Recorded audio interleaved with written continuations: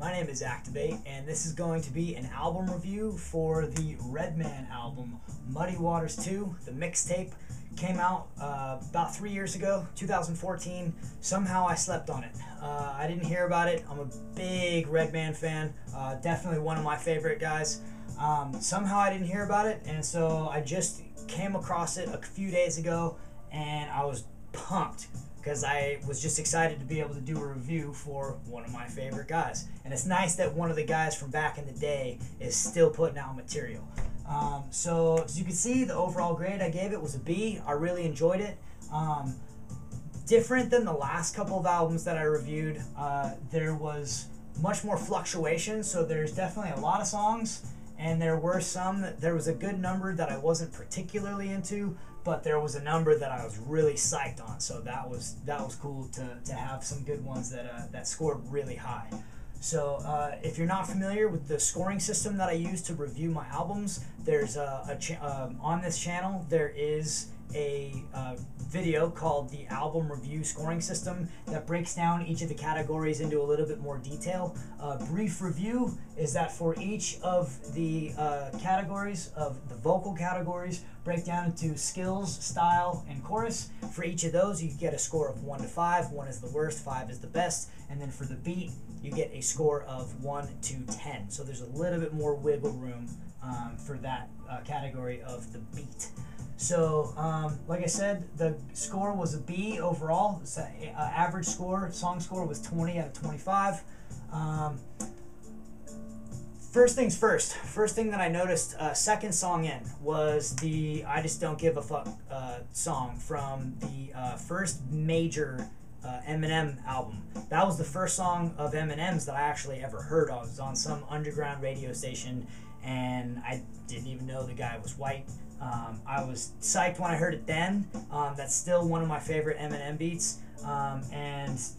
So I heard it again, and it was interesting because he did the song in a really similar style that Eminem did the song over that same beat. The verses are similar, and the chorus is really similar too. So be sure to check that out when you get a chance to take a listen to this album if you haven't already done that. And then just going through a few of my favorites.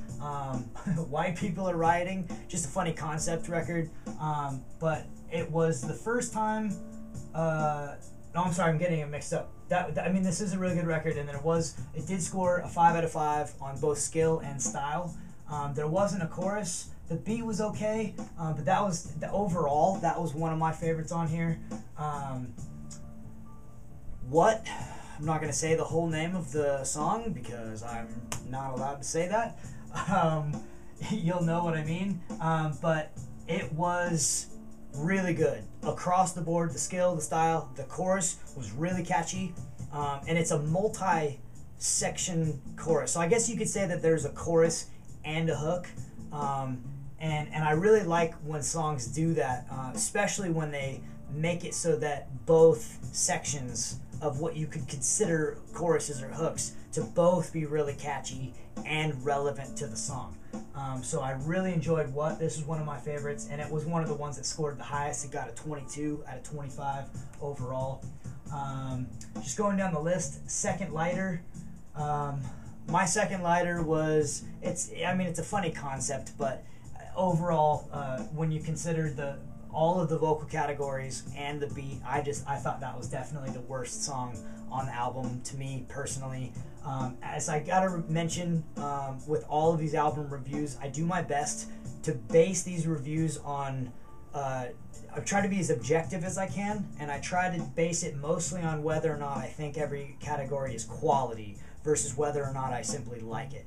So on this one, I just thought the skill and the style was okay, but the skill was not great.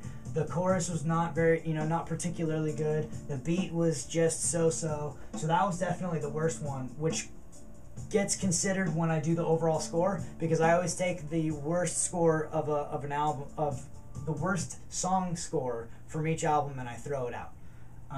So the next one was Sandy Relief, for Hurricane Sandy Relief. That was the first time in a long time that I've heard Redman do a double time verse, a couple of verses. That's just the tempo of the song, and it was was fantastic. He's not usually known for a guy that's fast or flippy, but he killed these verses, and that was one of my favorites for sure.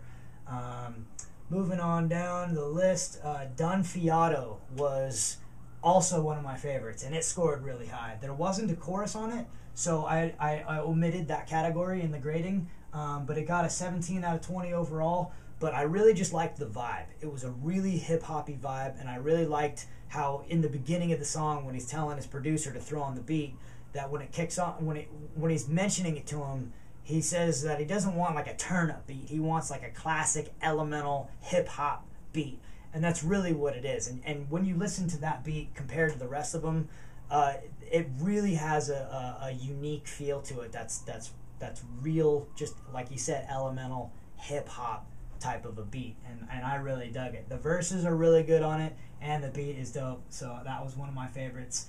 And then Step Up is it has a Method Man verse on it, and it's a good beat. Anytime you get a Method Man verse, that guy's pretty much can't miss. I don't know if I've ever come across a Method Man beat that wasn't really good. And my favorite out of all of them was Branson. It got almost a perfect score, 24 out of 25. It got perfect on skill, perfect on style, perfect on chorus, and the beat. I reserve a 10 score for beats for like my favorite beats, and it's real close. I really dug the beat as well. The drum style is really interesting, unique, and just the sample that they use, or whatever, however they came to the beat that they came up with was fantastic. So overall, I got into this listening to this album, and I was psyched, really pretty much from the get-go. Overall, I thought it was really good. I think B is really good, considering that there were a handful of tracks on here that I didn't think were particularly good, but there was a lot of songs on here, a good range of styles, and Redman is notorious for having a ton of style. That's what he hangs his hat on, I think. Style and punchlines. His punchlines are always on point. So again, if you agree, feel free to mention that in the comments, or more if you disagree with any particular songs on here that you think I got a bad reading on, please let me know. And as always, keep an eye out for more reviews, and let me know what you guys would like to hear for reviews coming up in the future. Hope you enjoyed. Thanks, guys.